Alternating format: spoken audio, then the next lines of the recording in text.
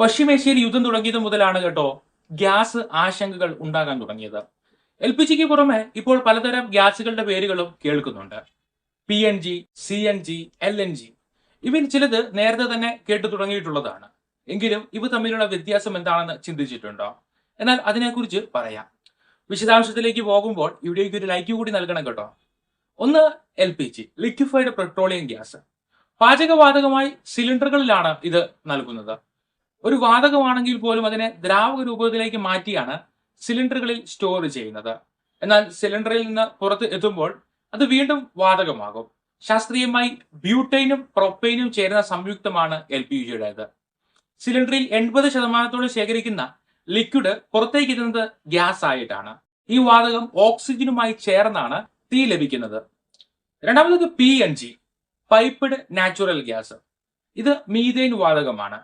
ഇതിനെ ദ്രാവക രൂപത്തിലേക്ക് മാറ്റുവാൻ കഴിയില്ല. മാറ്റണമെങ്കിൽ പോലും -165°C വളരെ ചെറിയ താപനിലയിൽ അതിനെ കംപ്രസ് ചെയ്യേണ്ടതായുണ്ട്. അതുകൊണ്ട് തന്നെ ഉൽപ്പാദിപ്പിക്കുന്ന സ്ഥലത്ത് നിന്ന് പൈപ്പ് ലൈൻ വഴി മാത്രമേ ഇത് വിതരണം ചെയ്യുവാൻ കഴിയുകയുള്ളൂ. മൂന്നാമത്തേത് CNG ആണ്, compressed natural gas. Pipe line വഴി വിതരണം ചെയ്യുന്ന ഈ നാച്ചുറൽ ഗ്യാസ് തന്നെയാണ് കംപ്രസ്ഡ് നാച്ചുറൽ ഗ്യാസ് ആയി സിലിണ്ടറിൽ സ്റ്റോർ ചെയ്യുന്നത്. ഈ വാതകം ഹൈ പ്രഷറിൽ ആണ് സ്റ്റോർ ചെയ്യാൻ കഴിയുന്നത്. സിലിണ്ടറിൽ സ്റ്റോർ ചെയ്യുന്ന ഈ വാതകം വാഹനങ്ങളിലെ ഇന്ധനമായാണ് ഉപയോഗിക്കുന്നത്. 4, LNG, വളരെ കുറഞ്ഞ ഊഷ്മാവിൽ ശീതീകരിക്കുവാൻ കഴിയുന്ന വാതകമാണ് ഇത്. ഈ വാതകം ദ്രാവക രൂപത്തിലേക്കും അങ്ങനെ മാറ്റുവാൻ കഴിയും. ക്രയോജനിക് ടാങ്കുകളിൽ ആണ് ഇവ ശേഖരിക്കുന്നത്. വ്യവസായശാലകളിലൊക്കെ ഇന്ധനമായും വാഹന ഗതാഗതത്തിനായും ഈ വാതകം ഉപയോഗിക്കും. ഇതുകൂടാതെ DME എന്ന് പറയുന്ന ഒരു വാതകം കൂടിയുണ്ട്.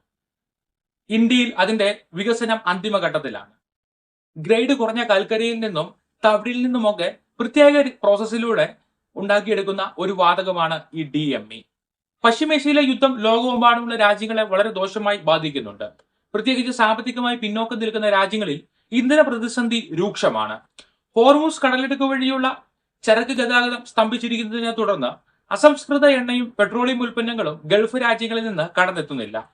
LPGയും LNGയും പൂർണ്ണമായും ഇന്ത്യ ഇറക്കുമതി ചെയ്യുന്നത് കൊണ്ട് തന്നെ ഈ ഇന്ധനത്തെ ഈ പ്രതിസന്ധി വല്ലാതെ ബാധിച്ചിട്ടുണ്ട്. സിലിണ്ടർ ലഭിക്കാതെ വരുന്നത് മൂലം ഭൂരിപക്ഷം ഹോട്ടലുകളും അടഞ്ഞു കിടക്കുകയാണ്. ഗാർഹിക ഉപയോഗത്തിനുള്ള പാചകവാതകം കൃത്യമായ പരിധി നിശ്ചയിച്ചു മാത്രമാണ് നൽകുന്നത്. ഈ സമയം LPGക്ക് പകരമായി വെക്കുവാനായി ഇന്ത്യ കാണുന്നത് PNG ആണ്. ഇന്ത്യയിലുടനീളം ഇത് വിതരണം ചെയ്യുന്നത് ടാറ്റ ഗ്യാസ് പൈപ്പ് ലൈനാണ്. LPGയിൽ നിന്ന് വ്യത്യസ്തമായി PNG ദിവസം മുഴുവനും ലഭിക്കും. ഹോട്ടലുകൾക്കും വീടുകൾക്കും ഈ PNGയുടെ വരവോടെ പാചകവാതകത്തെക്കുറിച്ചുള്ള ആശങ്കകൾ ഒരു പരിധിവരെ ഇല്ലാതെയാകും. സിലിണ്ടറുകൾ വാങ്ങി വെക്കേണ്ടി വരികയുമില്ല. PNGക്ക് അപകട സാധ്യത തീരെ ഇല്ലതാനും. PNG ഗ്യാസ് തീരുന്ന പക്ഷം പെട്ടെന്ന് തന്നെ അത് വായുവിൽ കലർന്ന് ഇല്ലാതാകും എന്നതാണ് ഇതിന്റെ സുരക്ഷ വർദ്ധിപ്പിക്കുന്നത്. ചൈനയിലും റഷ്യയിലും മറ്റു വികസിത നാടുകളിലും വികസിപ്പിച്ച് അത് ഉപയോഗിച്ചുകൊണ്ടിരിക്കുന്ന DME എന്ന് പറയുന്ന പാചകവാതകം ഇന്ത്യയിലും വികസിപ്പിക്കുന്ന അതിന്റെ അന്തിമഘട്ടത്തിലാണ്. അതും വികസിപ്പിച്ചു വരുന്നതോടെ അസംസ്കൃത എണ്ണയെ മാത്രം ആശ്രയിച്ച് പാചകവാതകം ഉൽപ്പാദിപ്പിക്കുന്ന സ്ഥിതിയിൽ നിന്ന് ഇന്ത്യക്ക് പുറത്തു വരുവാനും പാചകവാതകത്തിന് ഇന്ത്യയിലെ ജനങ്ങൾക്ക് കൂടുതൽ പ്രയോജനമാകുന്ന രീതിയിൽ DME വിതരണത്തിലേക്ക് എത്തിക്കുവാനും സാധിക്കും. എന്നാൽ ഇത് സമീപഭാവിയിൽ മാത്രമേ നമുക്കിത് പ്രതീക്ഷിക്കുവാൻ കഴിയുകയുള്ളൂ.